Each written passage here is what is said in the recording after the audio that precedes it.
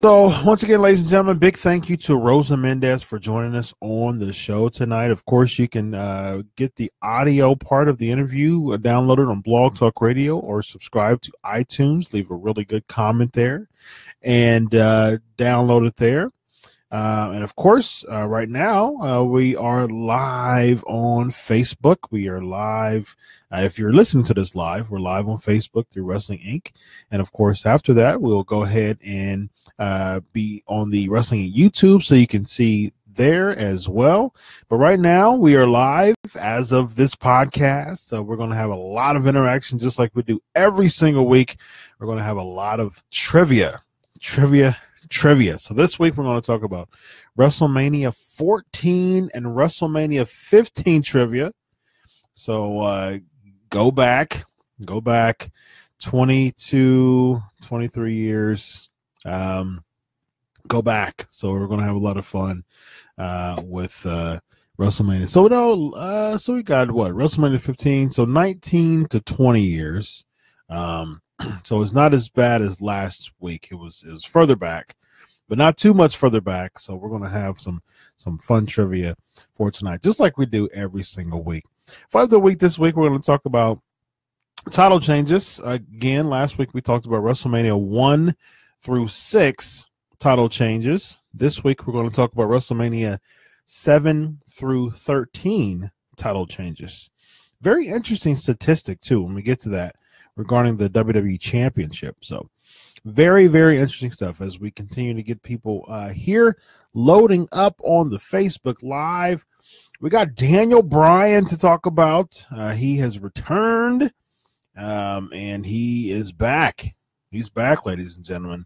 Of course, we got Raw, we got SmackDown, we got WrestleMania chat as well, and we got the headlines. So you know what time it is, ladies and gentlemen. Without further ado, let's get right into it. We got the Ultimate Deletion match as well, so we're going to talk about that as well. So without further ado, ladies and gentlemen, we know what time it is. Headlines. Here we go.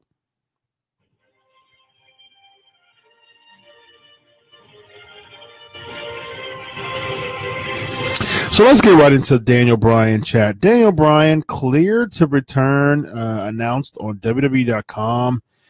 Wow. This is big. This is huge. Good stuff. I mean, he hasn't competed in 3 years. I think it was like right after Mania. It was like a SmackDown tag team match, I believe it was, right after Mania in 2015. I think he was with John Cena. If I'm not mistaken, that was his last match. That was April of 2015. So it's been about 3 years since he's competed. And I know that that's a big struggle for him. I know it's huge as far as the struggle department is concerned regarding just him and his desire to want to come back.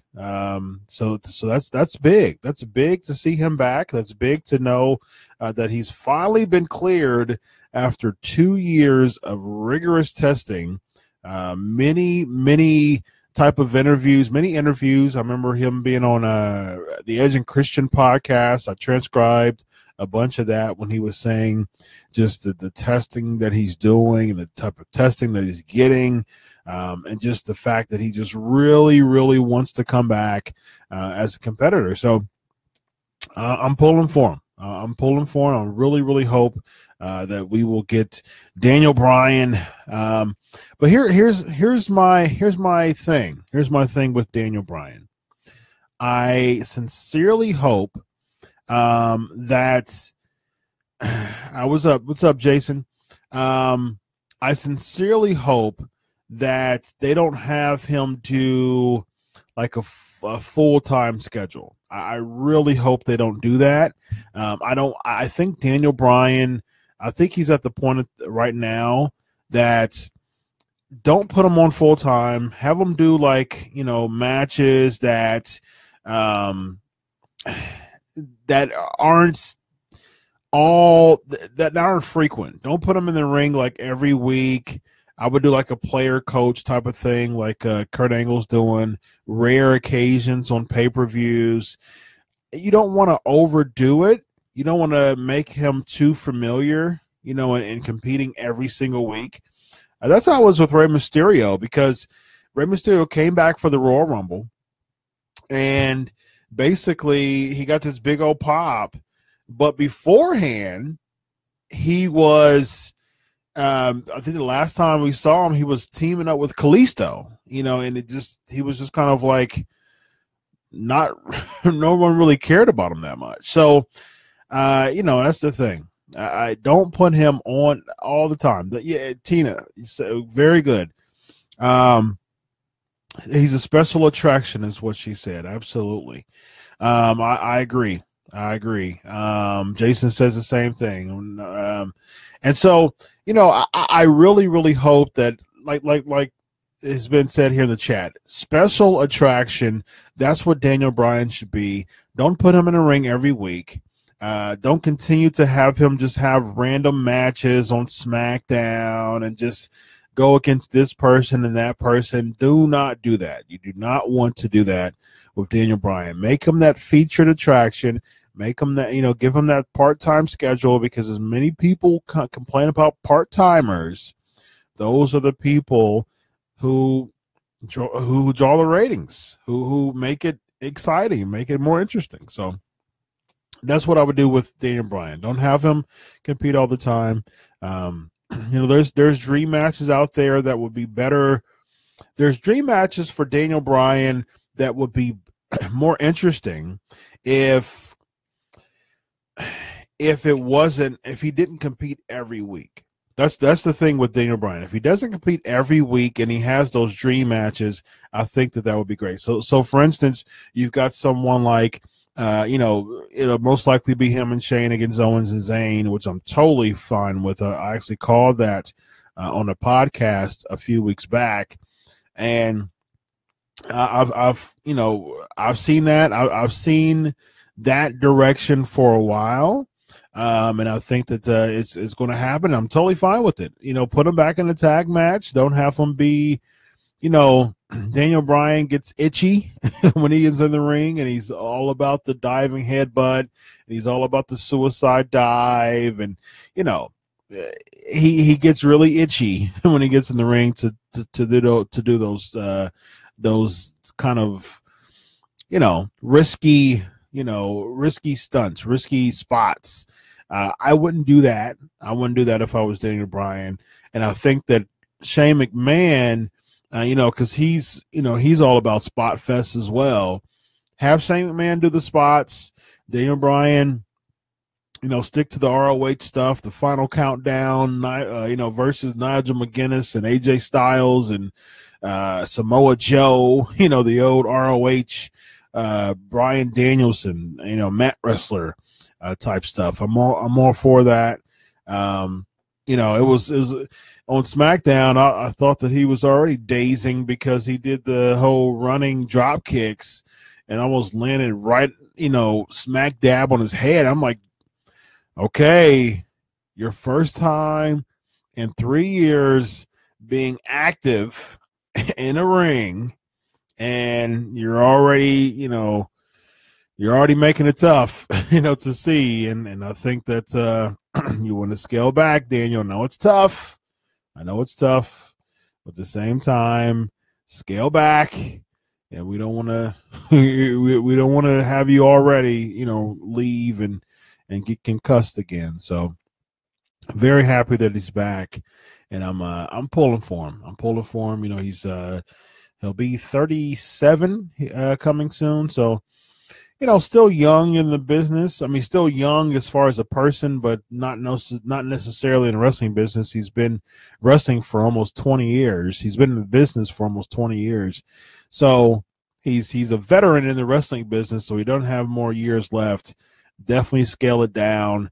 Definitely make it something that's more attractive to the fans and that's not frequent. Let's bring in the co-host with the most, Evan Tech Proud, to give his thoughts on Daniel Bryan coming back. How you doing tonight, sir?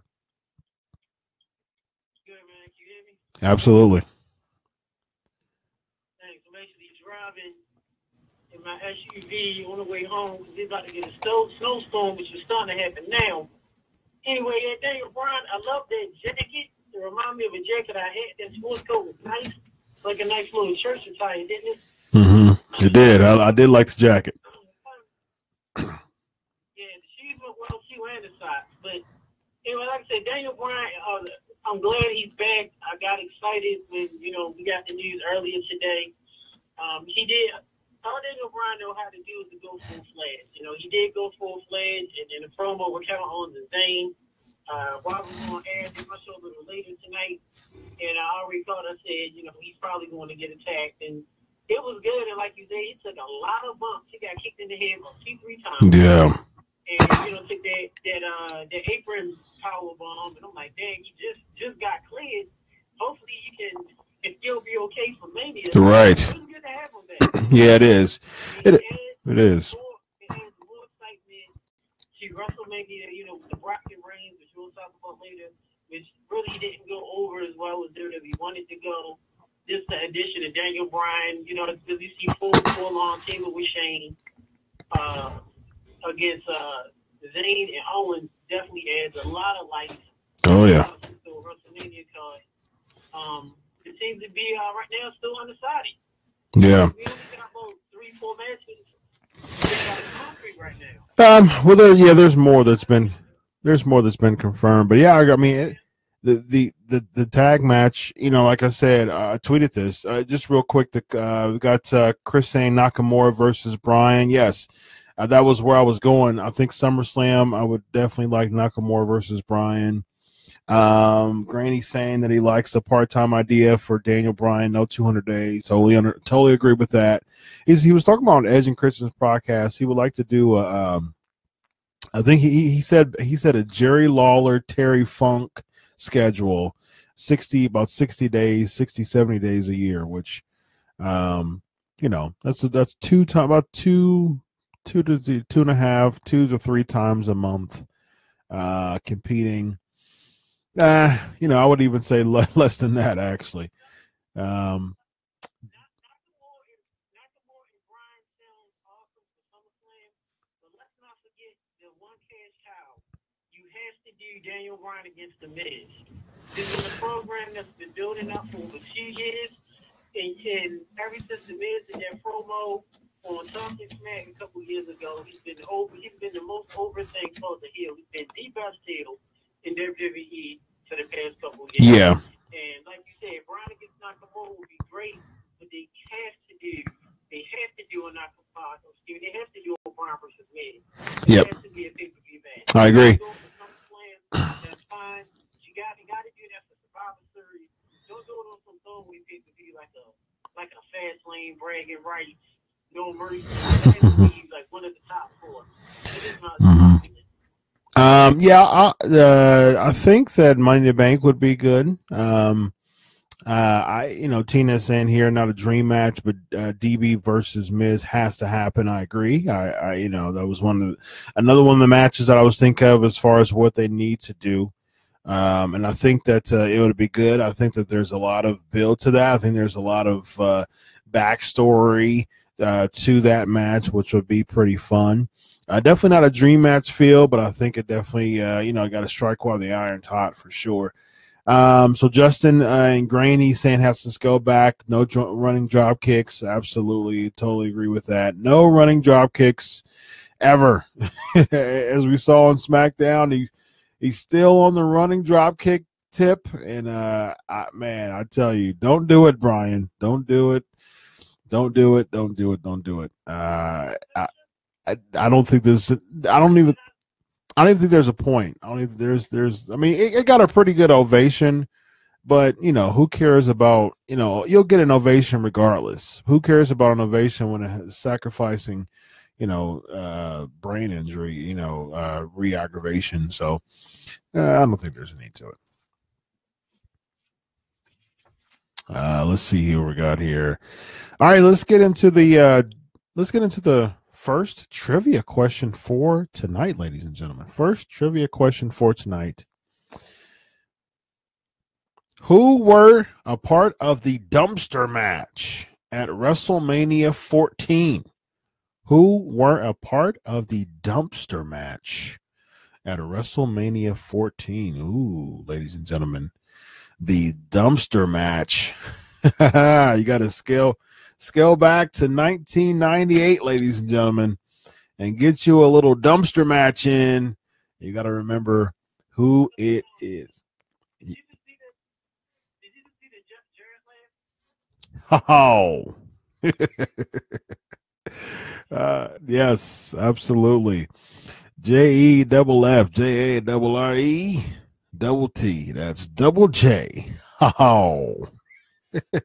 What did he say? The world's greatest singer, the world's greatest entertainer, and the world's greatest wrestler. Yeah. Yes, absolutely. I think we got some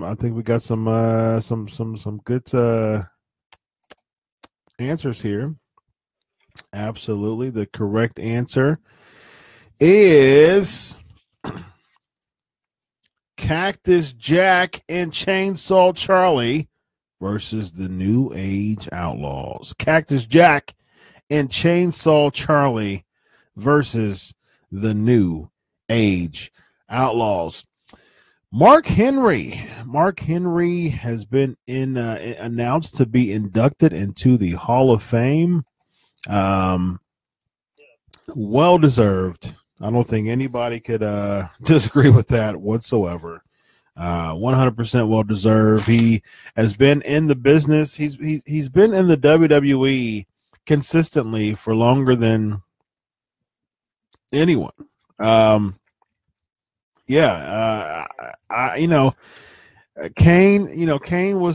came there in 97. And let's see, I think it was 96 when Mark Henry came. Well, Yankum was 95, and then fake Diesel, and then Kane 97. So and then Henry 96, and just it's interesting because I've heard so many things when it comes to Mark Henry. I think it was somebody who said that he wasn't initially. I heard it somewhere. I forgot where it was, but he wasn't initially liked or backstage because he had like a big old contract. And I've even heard that there was some people in the creative team that kind of didn't like the fact that he had a 10-year contract. It was a big deal. He was the world's strongest man, and then eventually they kind of let go as far as investing in Mark Henry, and then so that the embarrassing things like the sexual chocolate and all that, and losing and so forth.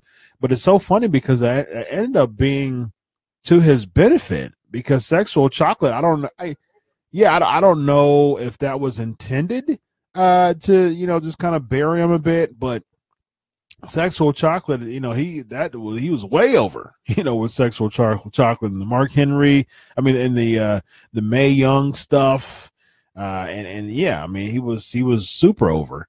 So yeah, absolutely. Granny saying 100% Hall of Fame for sure.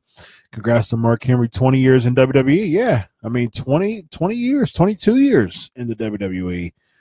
Chris said Mark Henry's been one of his favorites. Absolutely. I definitely think that he's well deserved. And the fact that he's been consistent in the WWE, no matter what was given to him, he was able to make lemonade out of lemons, and the sexual chocolate stuff, even the Nation of Domination stuff wasn't the best, but he made it, he made it something. And of course, he even had an opportunity, I think it was 2006 that he went against Taker at Mania. That was 22, I think it was, in the casket match. Having an opportunity to do that. Angle, had a big feud with Angle. I'm buddies with Sean Navari. He's talked about Mark Henry.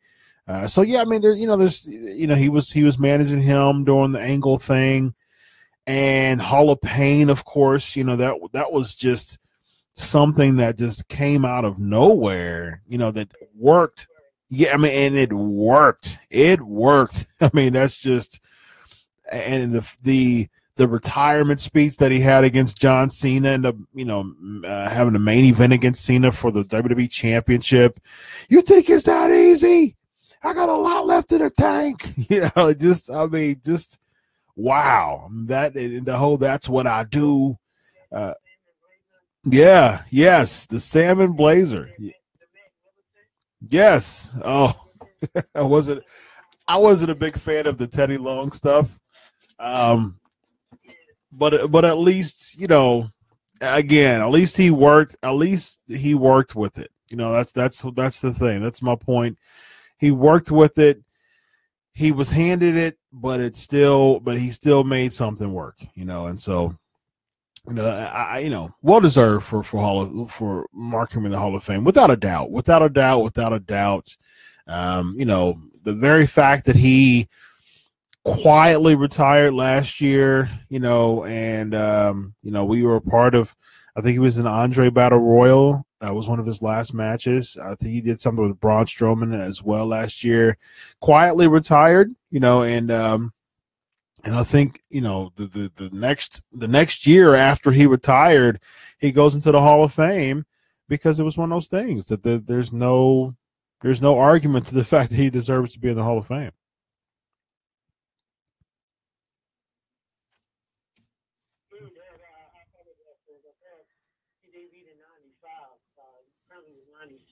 I believe it was the Survivor Series, or was it the Rumble? It was one of those.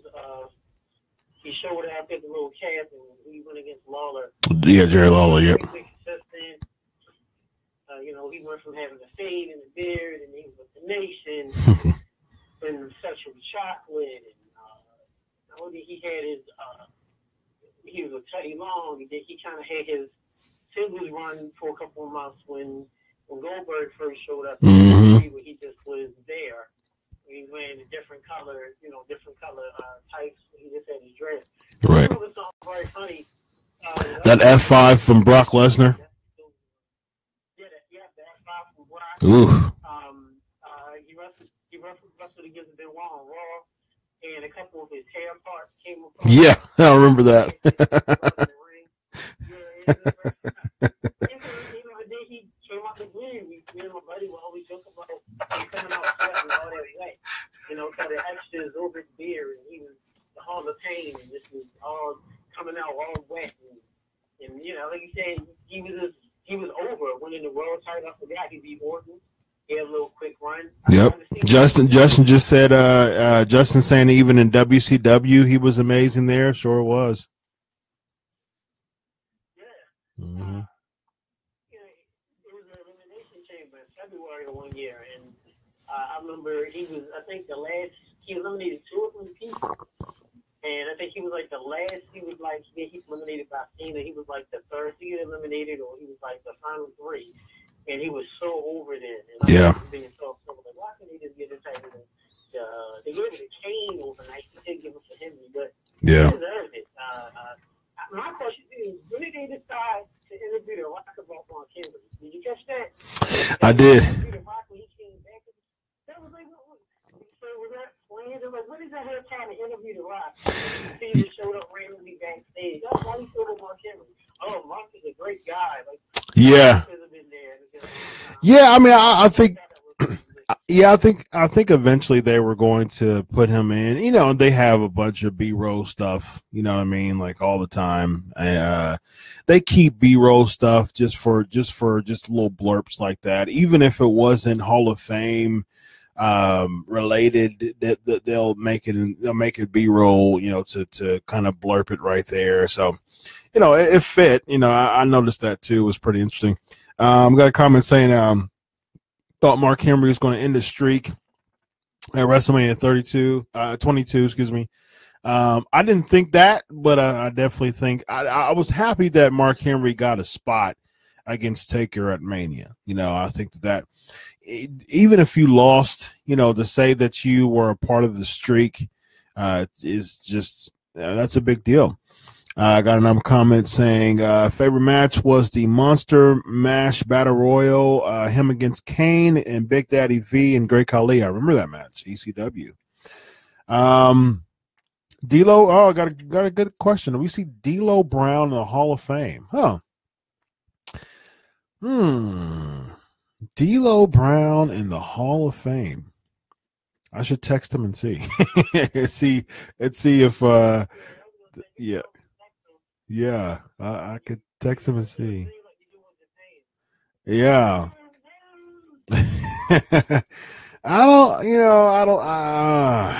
I'm a big fan. I've always liked D'Lo Brown. I loved him when I was during the Attitude Era. When I was in high school, it's so funny. And I said this when he was on my show a while ago.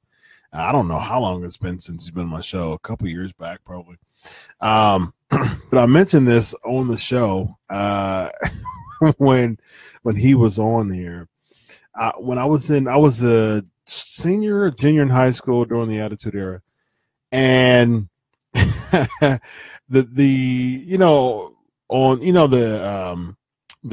gym, the benches on the gym. 2015 is when he was on it. To April of 2015, so almost 3 years ago.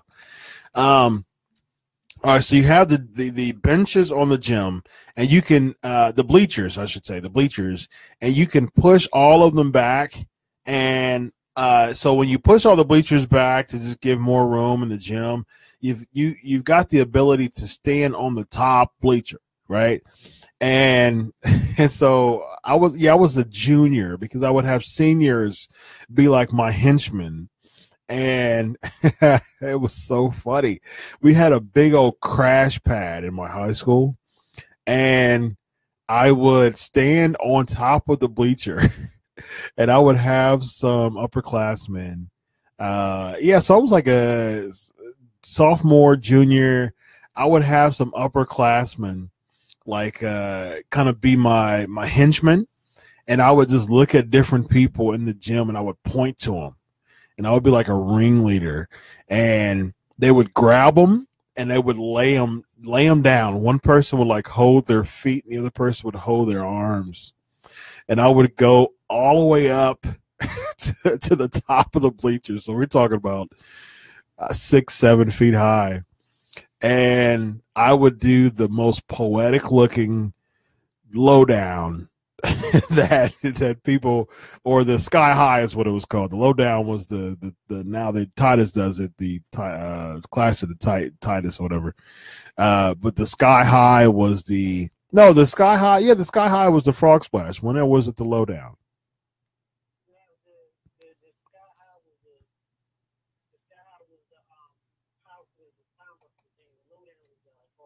So yeah, low down. Okay, so low down was the frog splash. Yeah. Sky high was the pop up type of sit out power bomb. Yeah. So I would do the low down to the low down. Yep, absolutely. So I would do the lowdown to the students on the crash pad all the time during recess in high school. It was so funny. And for those, just subscribe to YouTube, check it out. Check out the past interview. Just Google Pancakes and Powerslams, D'Lo Brown. And we talked about that on the show, and it was really fun. As far as him being in the Hall of Fame, I'm going to say no. As far as WWE putting him there, I think he achieved a lot, but it's kind of tough to argue D'Lo being in the Hall of Fame. Someone saying best European champion. I think that's hilarious. I think that he is the best European champion. I would absolutely agree with that, especially wearing the chest protector. So that was a lot of fun. Before we get into the next headline, let's get to the next trivia question. What was the Intercontinental Championship match at WrestleMania 14? What was the Intercontinental Championship match at WrestleMania 14? So last week we were talking about just the Raw promo that John Cena did with the Undertaker, and I wasn't a big fan of it. And it was one of those things that I think, good job, Chris. Good job. The Rock versus Ken Shamrock. That was quick. I love it when people are very quick with their answers. We got some wrestling scholars here on the live stream who knows their stuff, ladies and gentlemen, who knows their stuff. So Edge was talking about how he just wasn't a fan. I mean, he said he can't really. He said he might look at it again to see if he feels differently, but his initial thoughts is that he wasn't a fan of John Cena's promo. He thought it was hokey, is the word he used, and and this was last week's, not this week's, not last night's from Raw. We'll talk about that here shortly. But I agree with them. People liked them, but we were, I was tweeting with some friends, and they were big on the promo. They were fans of it, but I wasn't too much because I've shared this before. First of all, John Cena, he doesn't have to create his own path to WrestleMania. There's nothing to create. You're John Cena. Special shout out to Justin Roberts there. John Cena. That's who you are. I wrote an article recently. This will be his 14th WrestleMania. Because there was one in between that he didn't. He showed up, but he didn't compete. 32 when he was injured. He helped The Rock clear out the Riot family. But 14 WrestleManias that he competed. His record, ladies and gentlemen, are you ready for this? His record is 10-3. 10-3 at WrestleMania and 13 trips. 10-3. I mean, other than the streak, I don't think anyone who's competed over 10 matches at WrestleMania has a better Mania percentage than that. Maybe because Hogan, he didn't even compete in 10 Manias, did he? I think. Let me think. I got the first 13 here. So one, he was one he was in the tag match, so he won that, right? So 2 was Bundy, he won that. 3 he won Andre. 4 was the tournament, right? So he it was, I think it was like a no contest with him and Andre, wasn't it? I think it wasn't that it. I think it was a no contest with in the tournament with him and Andre. So it was like a double. Like they I think the other person got a bye or something like that. Because I remember I think it was a no contest, if I'm not mistaken. Maybe like a double count out or something like that ended up happening. It was, let's see, Hogan, double disqualification. Yep. So the quarterfinal tournament match and a double DQ. So it was a no contest. So it didn't. So they both of them. Yeah. Okay. So they were feuding. Yeah. Okay. So it's all coming back to me. So remember the main event where they stripped the title. Hogan and the double reps, the Hebners, and then Andre gets it, gives it to DiBiase, and then that's their big feud. And so the tournament comes. I think our boy, oh goodness, Jack Tunney. I think he announced it, if I'm not mistaken, because of all this, chaos that was going on. And Hogan and Andre got to skip the first round because of all the things that were going on, if I'm not mistaken. So they went against each other. It was a double count out, double disqualification. DiBiase gets the bye, so he only had to win one match as opposed to 2.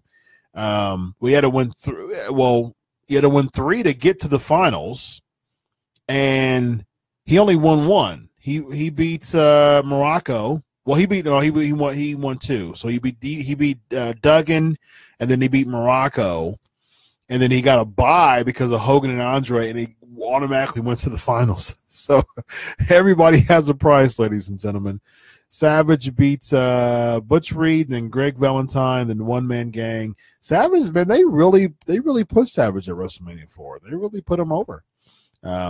Winning all those matches at WrestleMania, then Hogan comes out and and helps him, and has his type of his moment of WrestleMania fame as normal. So nothing for 4. I mean, the disqualification. 5, he beat Savage. Mega Powers Explode, and then 6 loses to Warrior. 7, he beats Slaughter. 8, he beats Sid. It was disqualification. He beats him, but disqualification. And then 9, he beat Yoko. And that was it. Yeah, that was it. I mean, the first 9 WrestleManias he was in, but he didn't have that impressive record, that's for sure. So Cena has a much better impressive record than even Hogan, at Mania. So, carving a road to WrestleMania for John Cena, to me, is just it's a cheesy angle. I mean, I appreciate the challenge to Taker. I'm okay with that. I'm okay with challenging Taker, but I'm still very adamant about the fact that I don't want to see Taker. I'm going to see him. We're going to see him live in New Orleans at the Silverdome, as Hogan would say. We're going to see him. That moment, the gong. It's going to be riveting as always. But this whole thing, to me, especially since we're less than 3 weeks away from Mania and we still haven't seen Taker, I'm okay with if they're going to do this. If they're going to do this,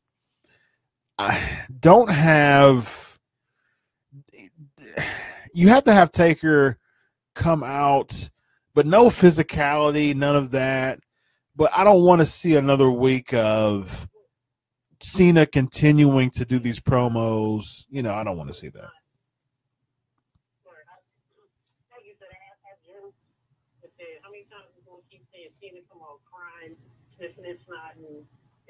Right. I need to make my past a minute. Cena, you've been in the business for almost 20 years. You done made it in how many years? Won all these titles. You beat Flash Street, which I don't even know. Well, tied it. It's not beat yet. Yeah, I'm sorry. Yeah, you tied it. It's like, come on, Cena. If you cry, I don't want Taker. Right. It was so virtually like you're John Cena, and you call Undertaker a coward because he decides. Right. Right. And then you're going to throw it in WWE Universe and say, well, you're letting everybody down. When does Undertaker ever really cared? Yeah. Yeah. I agree. Never did.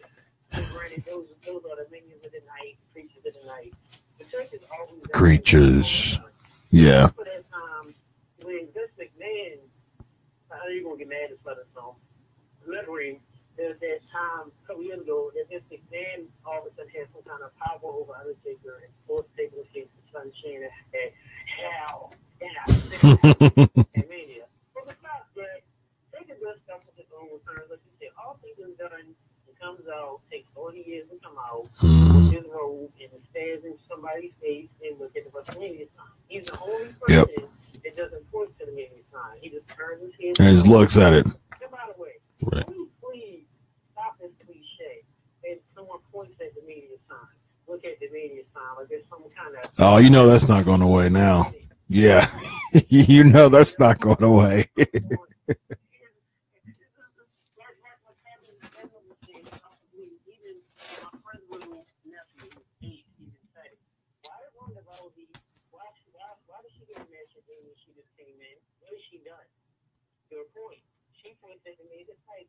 I don't know. I feel like it's so trivial. At least take it fair there. Yeah. We was there live at media last year. We was there live. We talked the emotion. And the best send off probably the best send off in history. Oh, yeah. With Taker. And now, you have Taker coming back. We've seen him on Raw 25. He's coming back to face Cena. And then the question is, why? Well, granted, he felt like he didn't have any title plus the fight. So it's kind of, I don't know, it kind of seems anticlimactic, the fact that Mania ended the way it did. Yeah, we want to take her again. Yes. Yes. And what does it do? That's not going to happen. See, you did it, man. You did it. I was hoping you didn't do it. No, I was hoping that didn't happen.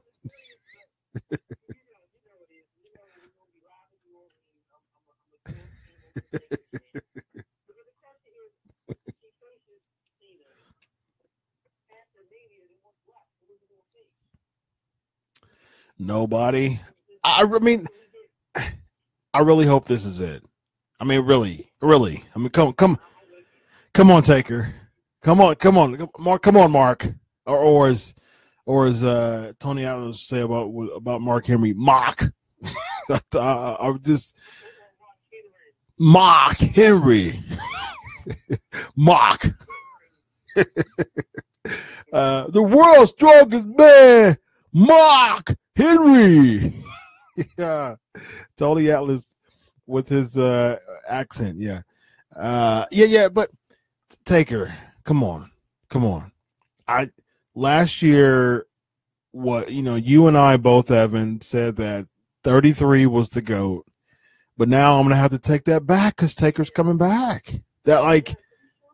Yes, I mean, I can't. I got to go back to 17 now. Yeah, so it's.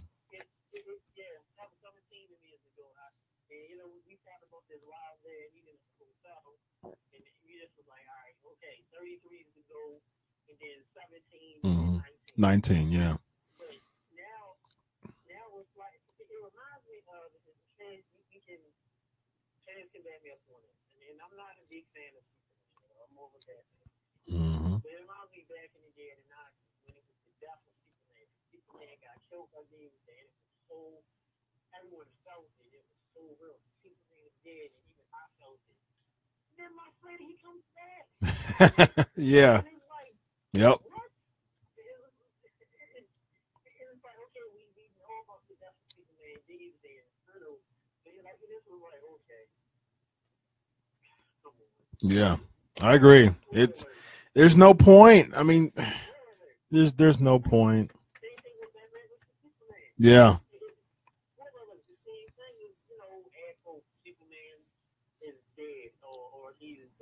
Mm-hmm. And then he comes back in Justice League. It's kind of like, he wasn't going to go. It's like, come on, man. He shows up. I mean, I think Taker's going to win. I mean, yeah, I think so too. Yeah, I mean, there's no way that he can that he's going to lose 2 years in a row. There's Taker for his legacy, for Taker being Taker, for Taker just his, there's no way. There's no way that that's going to happen. Got a comment. A couple comments. The Triple H Taker looks at the Mania sign, that type of thing, and then another comment saying Cena versus Taker. I want to see it, but Taker has to show up this match to make sense before Mania. Come on, 2 weeks away. Yeah, I mean, I really hope that. I mean, if Taker comes back to Raw before Mania, he'll probably come back next week because it's going to be Cena versus Kane. But yeah, I mean, really, at the end, who cares though? I mean, it just.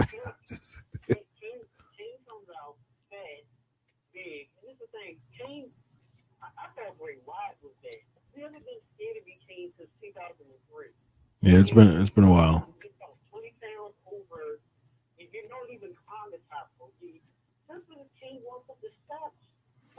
He doesn't do the flying clothesline anymore, does he?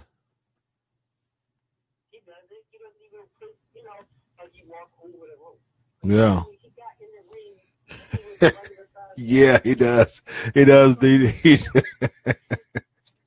He does do that. Yeah. That's funny. Yeah.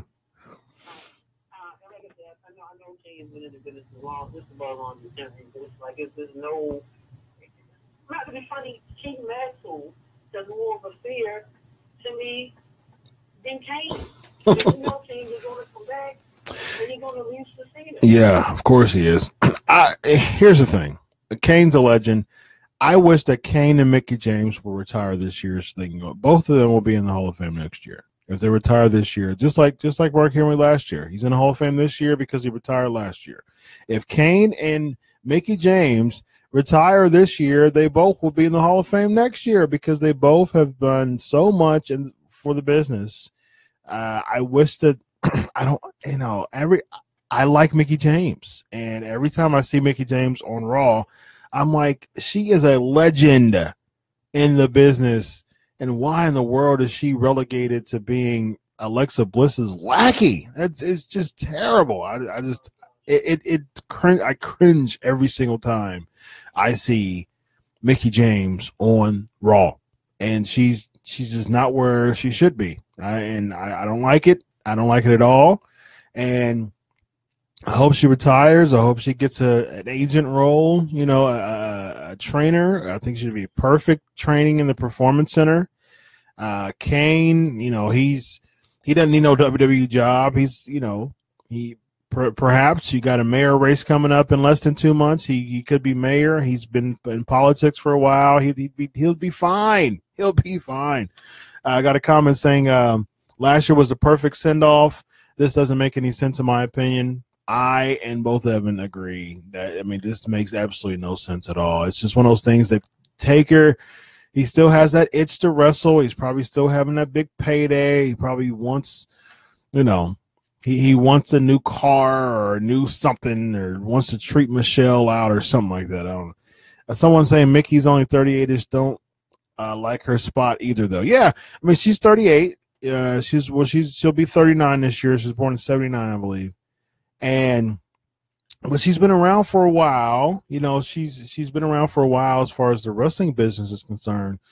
But here's the thing: it's just for her to create a 6-time women's champion, WrestleMania, against Trish Stratus, and just so many memorable moments during her time. To come back, to leave WWE as Piggy James, which was also terrible, and to come back, I liked her NXT thing against Asuka. I think that was a good way to put her over. And it's one of those things that now, when Mickie had that feud with Alexa Bliss for the title, I liked it because I think that's where she should be. She should be one of the headliners of the women's division. Now she's in, she was having some beef with Bliss. Now she's back to Chamber. After the Chamber, she just comes out with her on Raw and she's her lackey now. It just made absolutely no sense. Got a comment here that says, Salt plan that if Undertaker loses to John Cena at WrestleMania 34, then Vincent McMahon retires chairman. And then Triple H takes over as new chairman. I don't think that's planned. That's definitely not the plan. Why did I keep putting Bliss with anyone? Do they not have any confidence in her? I think Bliss is amazing. Absolutely amazing.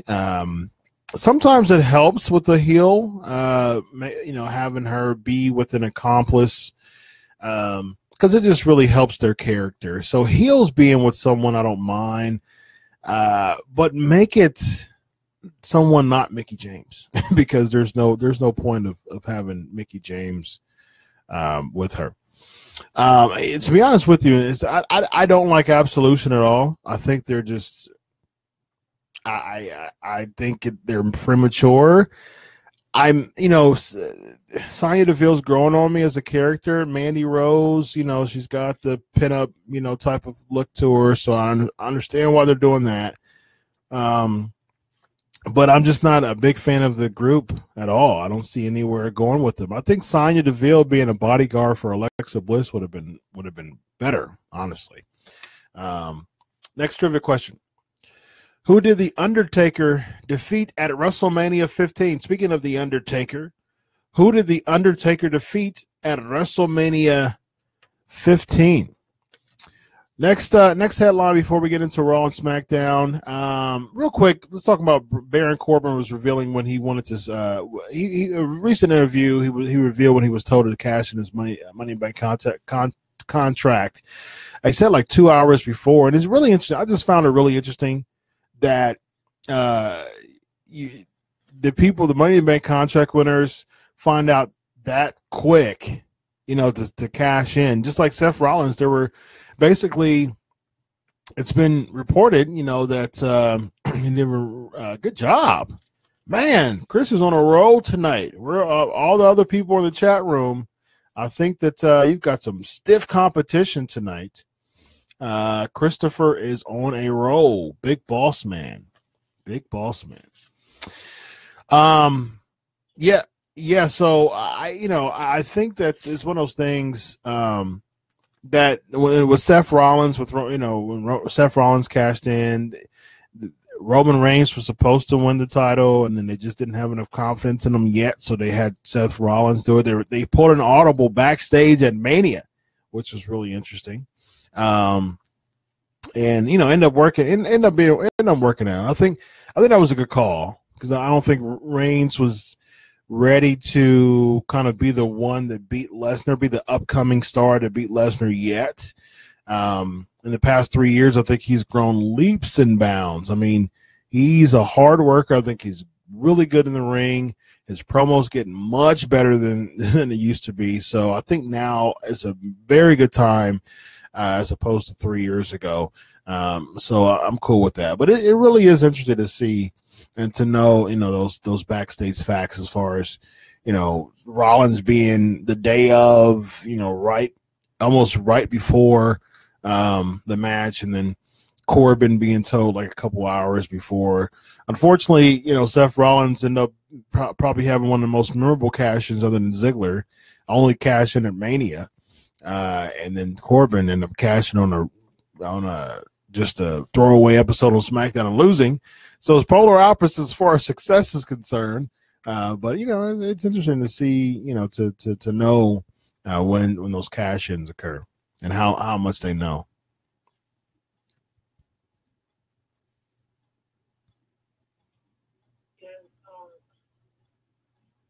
Baron Corbin, I still feel something wrong with down with that. Remember when Baron Corbin was cashing the Money in the Bank and we felt like it was some backstage politics? I just think it was. I like Baron Corbin and everything with the Money in the Bank and all he had. I just think the politics was kind of got, shunned a little bit. Yeah. So. Yeah. The way he lost Cena, just the whole. The way everything went down. Yeah, the SummerSlam match. It was an opener. That was weird. Yeah. Yeah, I agree. It seems to be doing okay now, but hey, one thing for sure, Corbin never was able to get over that. The John Cena curse still remains true. That's true. Because he's just not John Cena. He's John Cena. Next question.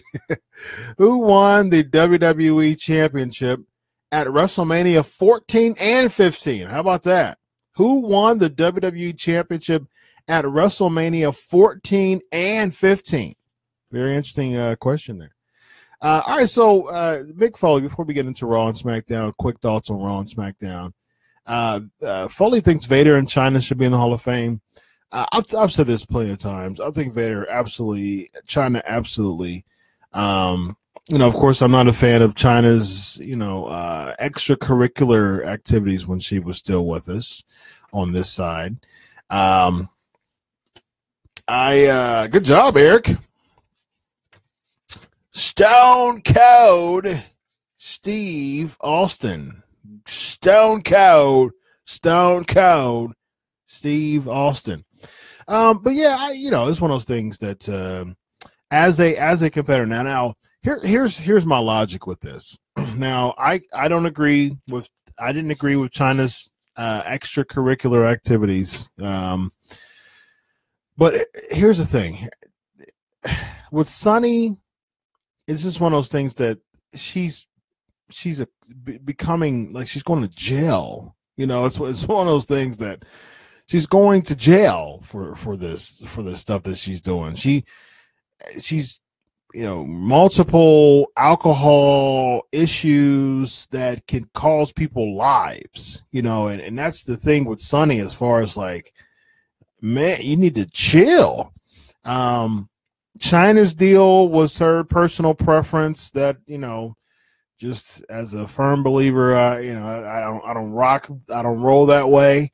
But at the same time, it's like Chyna making her decisions, and then Benoit, who just committed like evil, heinous acts. You know what I mean? Like, he's a criminal, he's a murderer.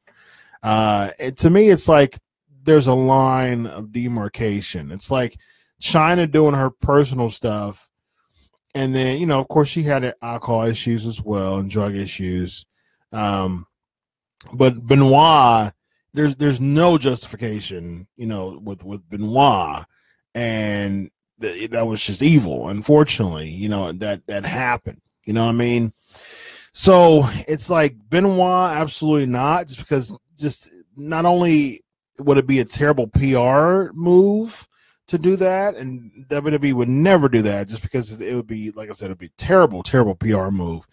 But just the image and the, just what you're at the end of the day, and it's really, really sad. And a lot of wrestlers have said this about him as well. At the end of the day, as amazing as a wrestler as he was, and all titles that he received was well deserved. Put in so much work into the WWE, WCW, ECW, you name it. He has 100% has a Hall of Fame career. 100% has a Hall of Fame career. But just at the end of the day, the last image that you have with Chris Benoit is what he did. So it's unfortunate. You don't have that with Chyna. You don't have the last image of Chyna is what she did, from a criminal, heinous standpoint. She had her personal demons. She had her personal problems that, I really wish she had some intervention from someone, to really pour into her. She may have rejected it. I don't know the ins and outs as far as her personal life when she was with us. But at the same time, it's like, we don't, that's aside from her wrestling career. And I don't think it's enough to overshadow, her wrestling career.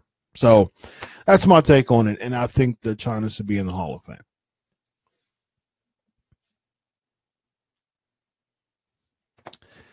Yeah, there's a lapse of time here. Go ahead. Yeah, it is. I feel Chyna should be, because like you said, remember something. There's multiple people in the WWE Hall of Fame that have no personal problems with alcohol or with drugs.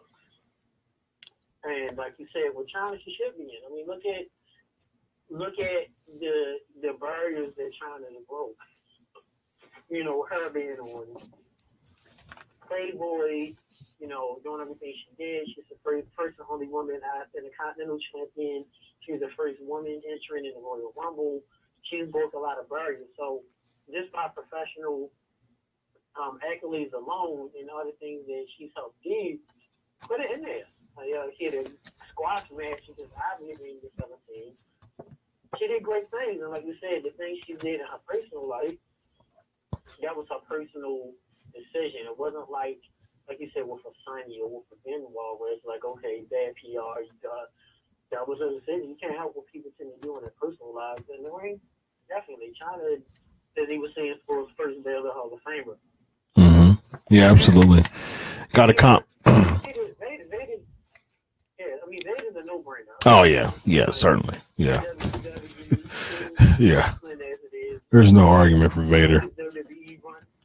The WWE ring one wasn't the best, but just look at what he did when he first came, attacking Gorilla Monsoon, which as a kid I thought that was real. and how they brought him in. Granted, of course, there's different analytical things that went on in the back that kind of stiffed his run, but Vader, by no question, definitely all the Yep. Absolutely. Got some good comments regarding that. Got a comment saying if it's okay to honor her on Raw, why not put her in Hall of Fame? Absolutely. Because if she was so taboo for her career, wouldn't she have been honored or mentioned? Yeah, absolutely. Hall of Fame list goes like this: Owen, Bulldog, Pillman, Chyna, Vader. All these people should and need to be in the Hall of Fame. Yes, I think all of those names, Owen, Bulldog, Pillman, Chyna, and Vader, all of those need to be in the Hall of Fame. 100%. I 100% agree with that. Next question. Who did The Undertaker defeat at WrestleMania 14, ladies and gentlemen? Who did The Undertaker defeat at WrestleMania 14? You know why I'm giving you these Undertaker questions. You need to guess this, and you need to do it. Do it now. I do it for you. Absolutely, ladies and gentlemen. Pops up. It pops up. You gotta prepare for it. You gotta wait for it and prepare for it at the end of the show, toward the end of the show. But it came, ladies and gentlemen. I do it for you. His brother Kane is what someone said. I actually remember a few Kane answers. That's right, absolutely. Kane is the correct answer. Kane is the correct. I want to hear that sample again. That's right, ladies and gentlemen. I do it for you. I can play that over and over. I still get tweets on that from fans of the show. I love it. Every time someone tweets me about that, a fan of the show tweets me about that, I love it. I just smile from ear to ear because just on a whim, just listening to that. God, do it now. I do it for you. And I just, the very fact that fits Booker T so much, just randomness. it just makes so much sense of how random that is. And I've always been a sucker for randomness. And I think that is absolutely random and absolutely hilarious. All right, ladies and gentlemen, let's get into Raw and SmackDown review. What you got? Real quick, let's go over Raw and SmackDown results. You got Angle with this promo. Roman Reigns interferes. He's suspended. So that happens. Brock Lesnar comes out and beat the brakes off of him while he was handcuffed. Sasha Banks defeating Sonya Deville. Absolution, yes. Beats down Banks post-match. Kid Rock announced no, that was last week. Kid Rock announced for the WWE Hall of Fame. We barely talked about that, but I'm a fan of that. I think Kid Rock for the celebrity ring, I'm okay with that. This week, so Kid Rock was announced this week, but last week for this week was the Kurt Angle and Roman Reigns, so that was right. Alexa Bliss was after that. The Asuka thing, and then Bliss lost intentionally by count out. Braun Strowman comes out interrupted by the bar. Someone saying DX and NWO to be honored. Inducted in the Hall of Fame. Should be, I'd imagine. To be, I don't, that's not confirmation, but yeah. So I don't know. DX and NWO. So that would make Shawn Michaels have 2 rings, which I'm cool with. But what's that? Yeah, Nash and Hall would have 2 rings. Hogan would have 2 rings, yeah. So DX and NWO. I think there's an argument for that. Strowman defeating Cesaro. Then Revival. It's one of those things. Revival was so good in NXT, but it's just, I don't know. I just can't get with them on Raw. I just, I don't know. I don't know what it is. It's just, if I was just not connecting with me. Yeah, I mean, I like their old school look. I'm okay with it, but it's just, they just don't connect with me on the main roster. They don't connect with the audience too. The audience just don't care, which is sad. They beat Titus Worldwide. I mean, they're getting wins, but yeah, I'm not sold. Mark Henry Hall of Fame. Okay, the Absolution beats Sasha and Bayley this week, and then we talked about the Cena promo, Miz promo, and then that leads to Balor Club defeating the Miztourage, and then we get to the Ultimate Deletion. Yeah. So, what are your thoughts on specifically? I mean, any Raw thoughts, but specifically the Ultimate Deletion event? Yes.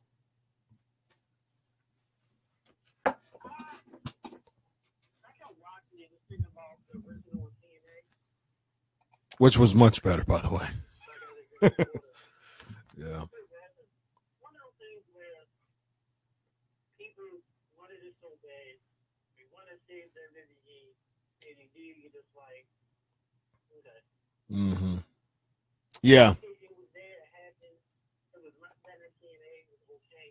Now, thanks to the WWE Hall, because I had to leave out and I came back to watch wrestling as well, the last 2 minutes got cut off, so I believe I was told by the Miro show.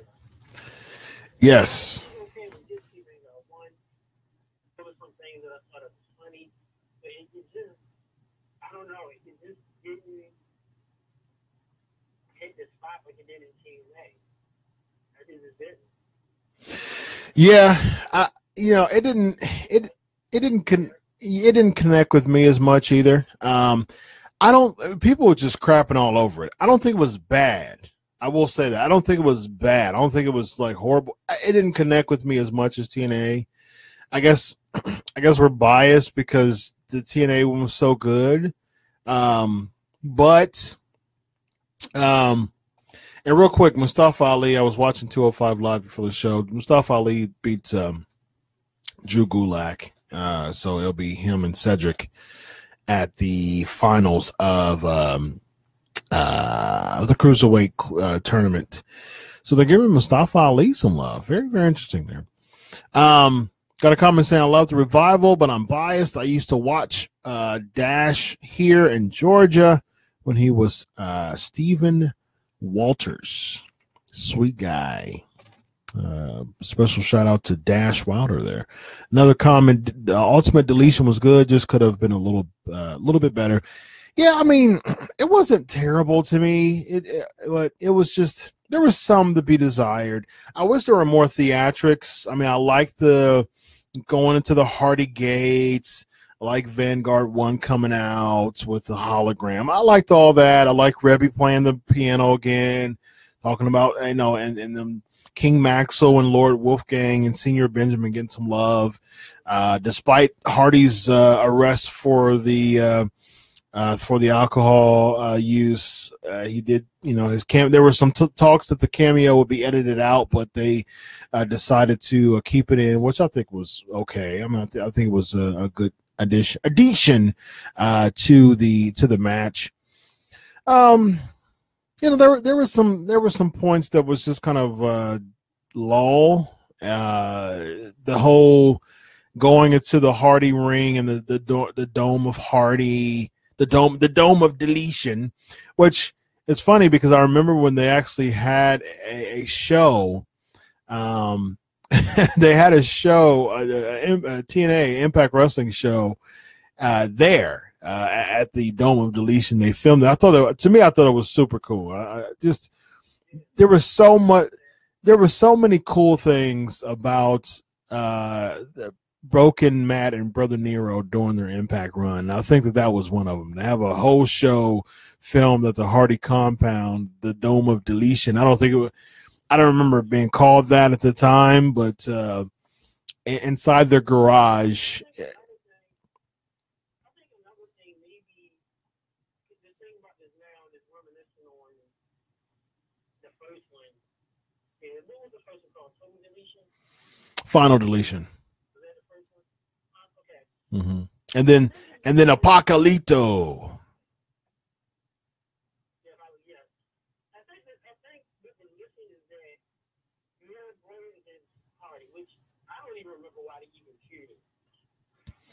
Well, because Bray kept beating Matt, and it kind of made him into the whole broken state when he kept beating him.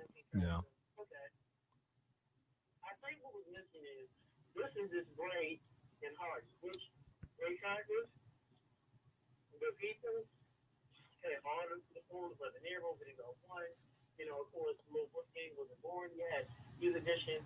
But the thing that made the final deletion great for the Apocalypto is that it was more than just Hardy. Right. Brother Nero. You had remember Lashley against with the Davey Richards, Eddie Evans. Yeah, it was one of them. Yeah. You had Lashley going. Yeah, you had Lashley going against Eddie Evans. You had the Rock and Roll Express cameo. Yep. You had Brother Nero and Hardy. You had Abyss and Crazy Steve, and that's funny. Mm-hmm. It was great because you had so many different. And that's when that's when was Itchweed is when what Hardy was. Yeah, Itchweed. Yeah. Yeah.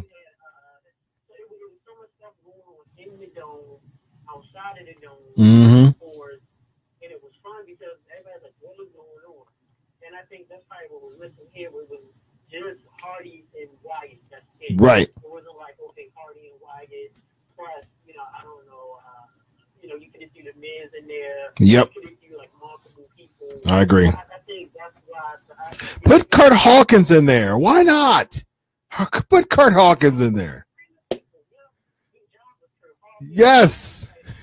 He's right. Titus Worldwide. Yeah. Put him in there. Why not? Well, he's on SmackDown. We'll probably keep him over. But here's the thing. I think you made a good point. I think you made a good point. I think that some additions should have happened with this one here, just like the other ones.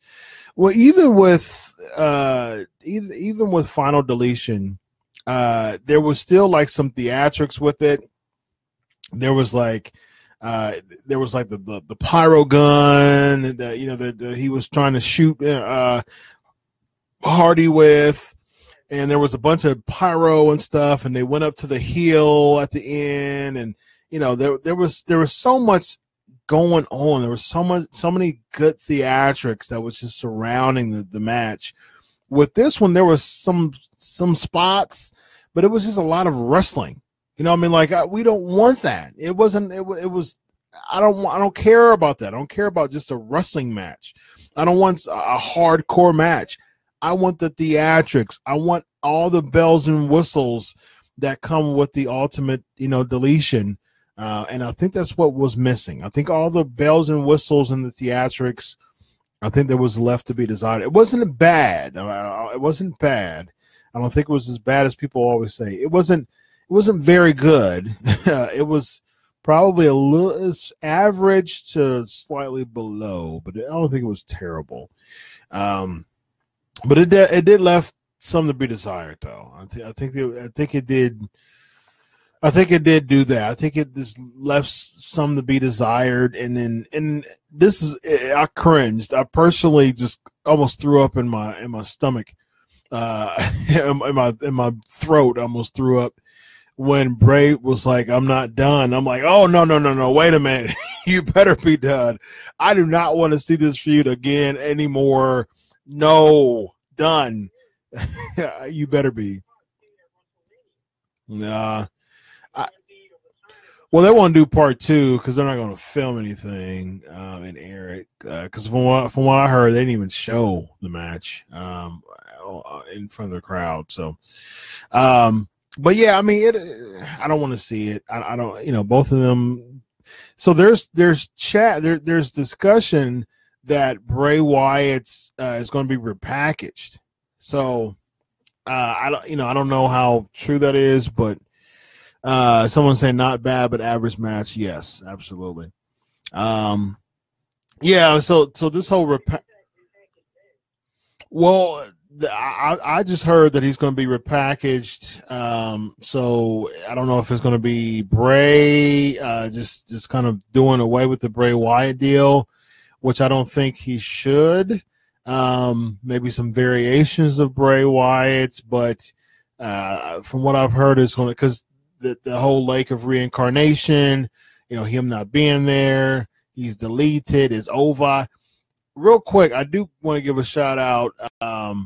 He needs something, poor guys. Was yeah, absolutely. Husky Harris. No, it's so funny because when he went into the lake of reincarnation, there was a part of me for a hot second that thought that he was going to come back as Husky Harris.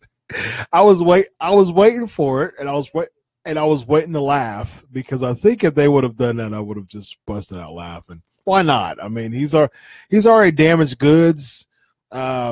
Why not? Why not just briefly bring him back as Husky Harris in this portion of the Ultimate Deletion match? Bring him back as Husky Harris.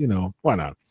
But overall, it wasn't terrible. But like I said, it wasn't very good either. So we'll see. We'll see what they do with them on.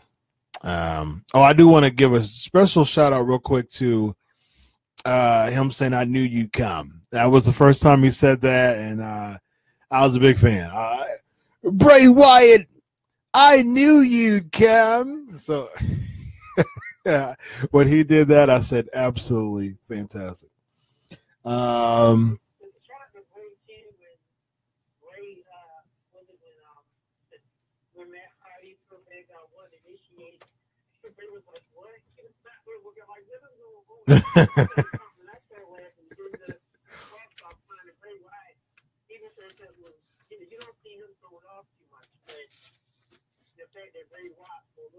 Yeah.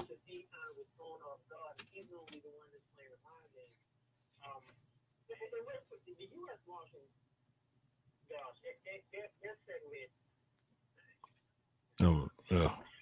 Terrible. Right.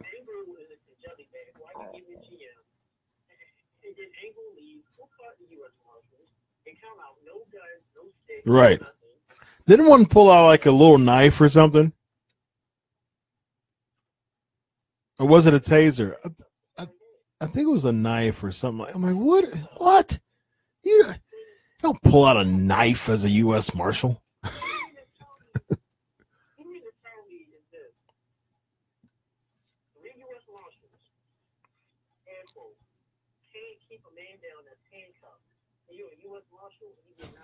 Right.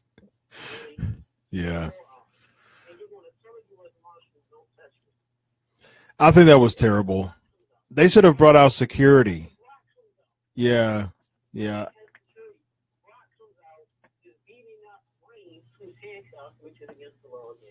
Right.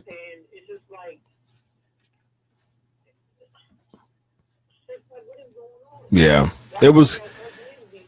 It was confusing to me too. Yeah, I agree. Bringing out the whole U.S. Marshal thing to me was just you don't bring out. They should have brought out security, because it would have made him seem more real. I know we're supposed to suspend disbelief, but at least tie it all in. At least don't have any loose ends for me to say, okay, that's totally fake. And I think with the whole U.S. Marshal thing, like this, come on. You bring out security. Just don't bring out U.S. Marshals. He could have went to jail, and been shot if he was beating up U.S. Marshals. Come on, man. That don't make any sense at all. Trivia question. Who was the special enforcer in the main event of WrestleMania 14? Who was the special enforcer in the main event of WrestleMania 14? All right, so real quick, SmackDown before we get to the flavor of the week. Real quick, Daniel Bryan, amazing in-ring promo. Shinsuke defeating Rusev. I have no idea why they did that match again. It made sense because AJ Styles is injured, by the way. I hope he's okay for WrestleMania. He should be, hopefully. He got injured, undisclosed injury. I reported it this weekend as far as the Madison Square Garden. They pulled an angle to injure that he was injured, so forth. So the whole point that he was waiting a while to get in the ring, he's actually injured, so he didn't come in the ring at all. But it played out well because it kind of fit in the whole role of Shinsuke saying, I don't need your help. So it fit. It fit all together to me. Natalya beating Charlotte Flair was a bad idea to me.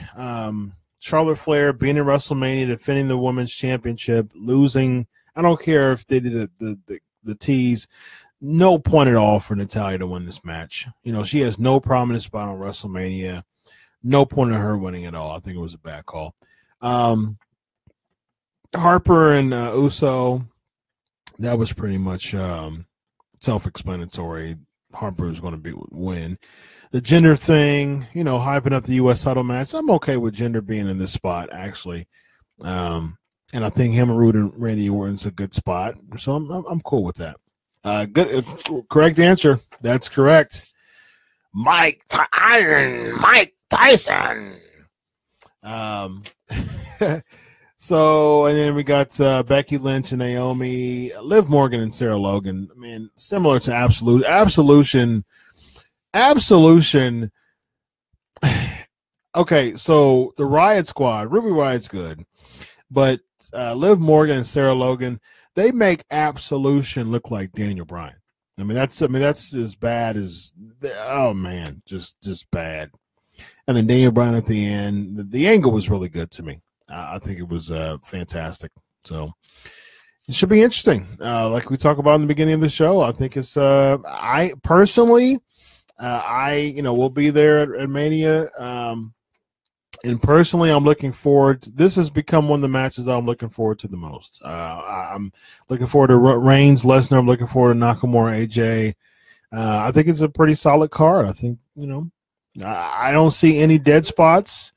Last year was a very solid card. The only dead spot that we noticed was Orton and Bray. That was just cheesy and hokey and just, it was not good. But I don't see many dead spots in this one.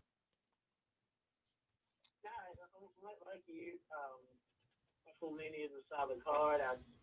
Maybe I missed it. Well, of course, I'm a little behind on some things due to some unfortunate personal events a few weeks ago. I just realized it was a triple threat with top 10 against the Miz, which I think is well, which is well done. Like you said, you got Asuka against Charlotte Flair. Of course, you're going to see Alexa Bliss against Nia Jax, and that's going to happen. And also, once again, the question is who's facing and who's heels? Well, the Usos has been more of the faces for a while. They made a truce. They made a truce with the New Day probably a couple of months ago, somewhere around there. Yep. Yeah. Yeah. I think Strowman. I love Strowman. I just think Strowman's talking too much. I agree. Yeah, I agree. Who's going to be his partner? Who do you think is going to be? No, I don't think he's going to win the tag titles with Goldberg. People were saying Elias, but he was talking about how for the second time we got to move. But Elias said he's going to do a performance. Elias becoming a babyface to me is just I don't want it to happen.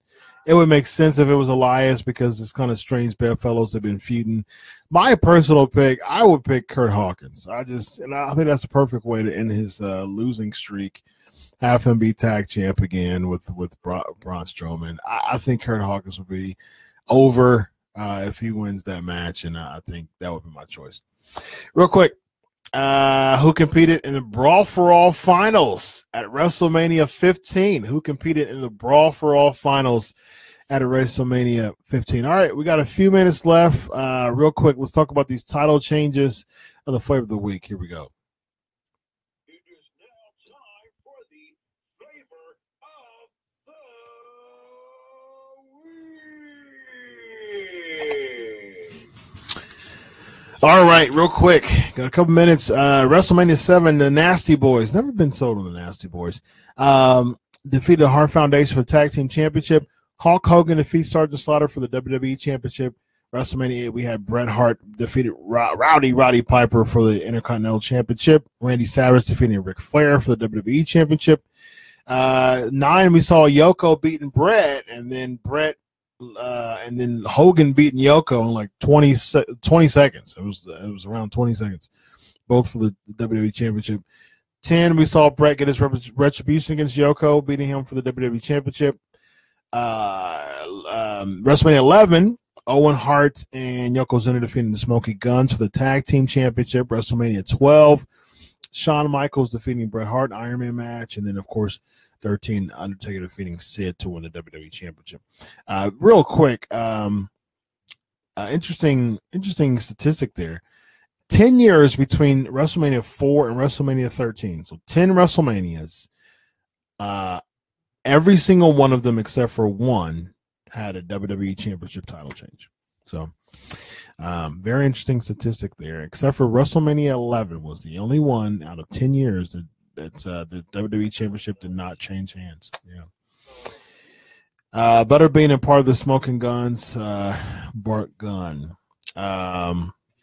That is correct. Good job. Butterbean versus Bart Gunn. All right, I'm going to give one more trivia question. We literally got seconds left, and we got a minute and something left. So I'm going to give one more trivia question as we end. Who does Shane McMahon defeat to retain the European Championship at WrestleMania 15? Real quick, Evan, share your thoughts. What's your favorite match out of those?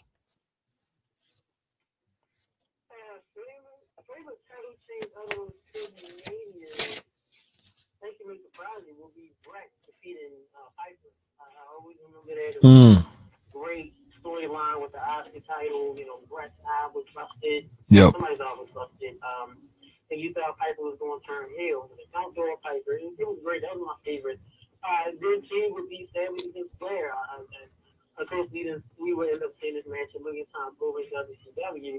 But it wasn't even their best match, but it's just a storyline between Savage taking Elizabeth and trying to get Elizabeth in. Yeah. Kind of thought that was real too. And, that dream comes true. That storyline was amazing with the doctored magazines and all that. Yeah. I loved it.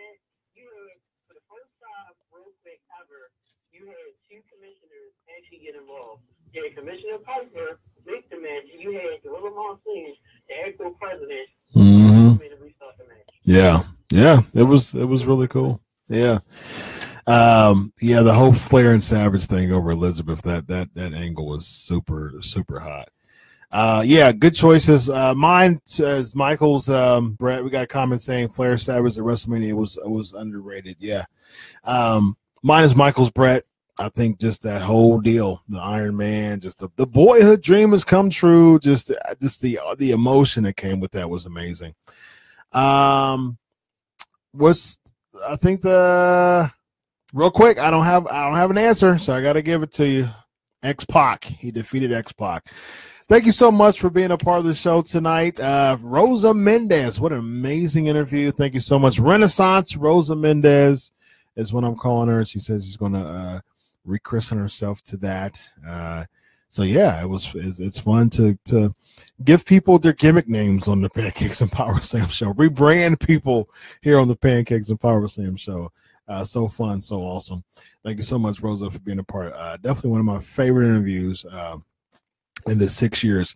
Speaking of 6 years, we're having a 6-year anniversary around WrestleMania time. Be sure to stay tuned with that. And of course, we have WrestleMania coming up. We got so much stuff. We'll be there covering. I'll be there covering WrestleMania weekend. Evan will join me, and we'll have so much fun doing so much coverage during the weekend, being super busy. So be sure to follow him at tech_UTMR to see where he has planned. Of course, follow the Pancakes and Powerslam show at Crave Wrestling. Follow me at Chris Prolific. Evan and I will be joined together at WrestleMania, having so much fun that weekend, doing so much coverage, being so busy like we were last year, but it's so thrilling and so fun and so exciting. So if you're there, be sure to connect with us, and we will do the same. More announcements as far as where we're going to be and what we're going to do. Thank you so much for being a part of the listening tonight and for being interactive. Great interaction as always with the live stream. Be sure to check out soon. Wrestling Inc. YouTube is where the show is going to be. So, ladies and gentlemen, have a good night. Enjoy. Until next week, ladies and gentlemen, enjoy your week of wrestling. Have a good night. And always remember, ladies and gentlemen, I do it for you. Have a good night, ladies and gentlemen. God bless you all. Have a good night.